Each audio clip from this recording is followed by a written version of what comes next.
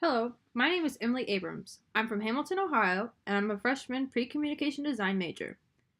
So, why design? I decided to choose to become a design major because I believe it would bridge the gap between my seemingly vastly different interests. I've always loved math. I was good at it, so there wasn't much to dislike. With its simple solutions and complex patterns, it was one thing that always challenged me mentally and pushed me to work a little harder. On the other hand, I really enjoyed art. From a young age, I remember sitting and doing little crafts and stuff with my mom and grandma, and because of it, I've always liked making things. When it became time to make a decision between my two loves, I didn't feel like I would be able to go on the studio art route, but I also didn't think I'd want a job punching numbers into a calculator all day. I thought long and hard about it and stumbled upon graphic design.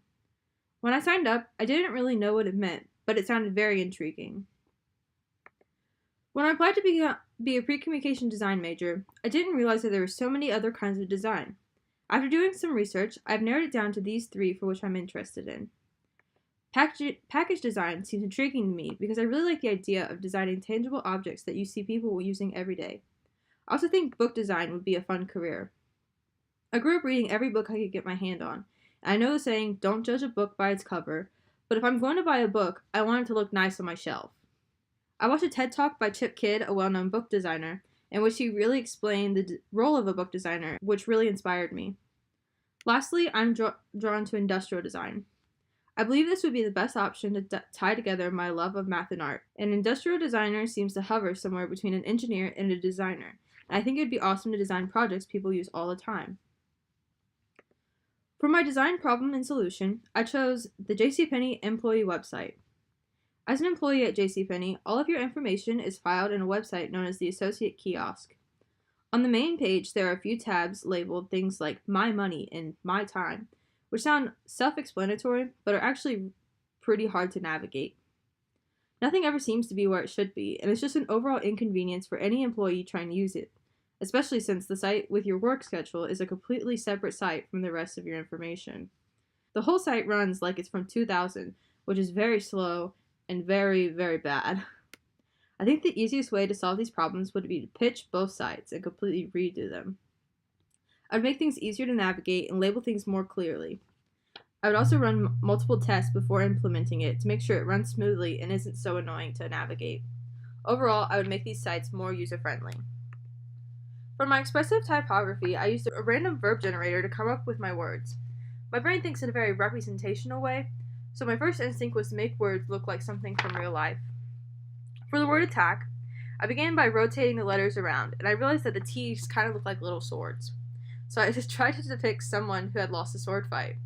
I chose to have the background be black because I thought maybe they were ninjas who often did their work at night. For the word judge, rather than use it as a verb, I used it as a noun, and depicted a judge at their bench wearing a powdered wig.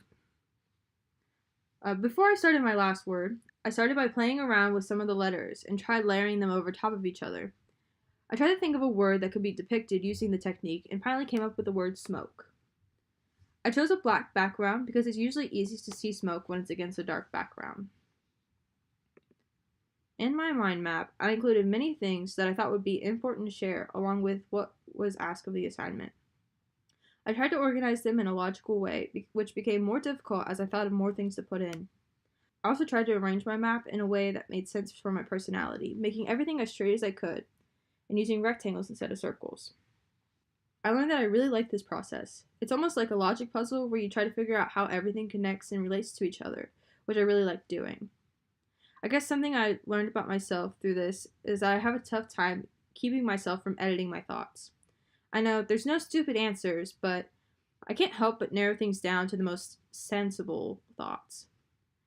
This sometimes hinders brainstorming in that I can't come up with the crazy or silly ideas, just the one most logical one.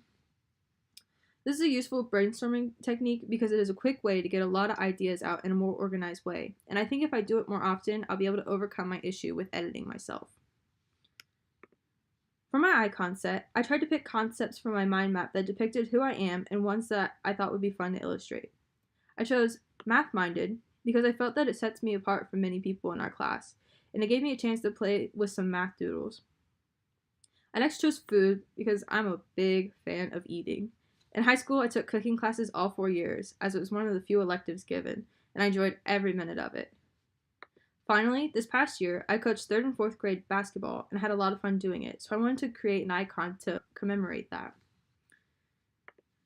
When I revised my sketches, I tried to pick my most creative ideas, or ones that I could flesh out the best, into a more cohesive drawing for my sketches. For my first icon, I decided to put together several ideas for my sketches into one. So I made a more geometric brain with some doodles I think really show the math part, as well as some lesser known ones that I just really like. For my second icon, I really like the idea of a crown made of triangular foods. So I just refined my last sketch from the page of 8. For my last icon, I tried to clean up my playbook idea from my sketches and to emphasize the heart created with the lines. Over the past year, I've become more accustomed to using Illustrator, and I've really liked everything I've made in it. So I took a photo of my refined sketches and then traced them in Illustrator. I cleaned up each one and then moved to coloring. I wanted something bright and fun. I started with the food one, so I began by just using colors that the foods would actually be and just made them more pastel. I then used that same color palette for all 3 of them to create unity between them. I decided to leave the background of each one white because I think it complemented the pastels nicely.